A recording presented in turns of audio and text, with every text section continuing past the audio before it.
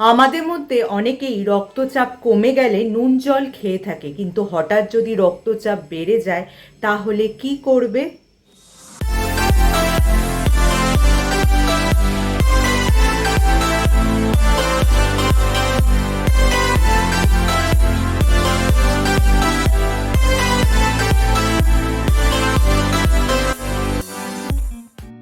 Hello friends, welcome back to my channel. আমার সব বন্ধুরা কেমন আছো? নিশ্চয়ই সুস্থ আছো এবং ভালো আছো।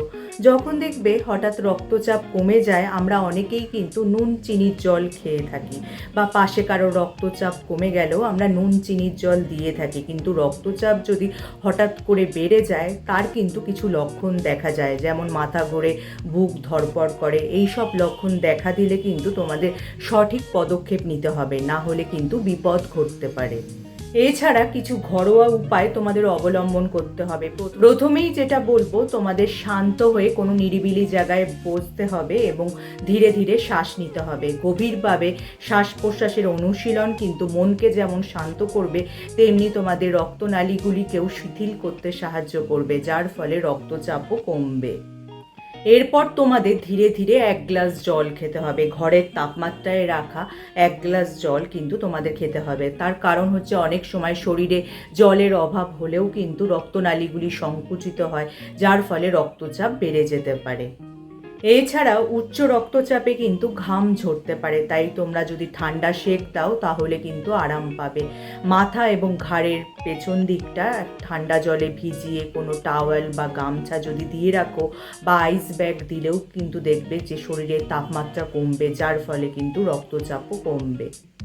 আর সবশেষে বলবো, নিয়ম করে কিন্তু তোমাদের রক্তচাপও মাপতে হবে। 15 থেকে 20 মিনিট অন্তর অন্তর রক্তচাপ মাপা খুবই জরুরি।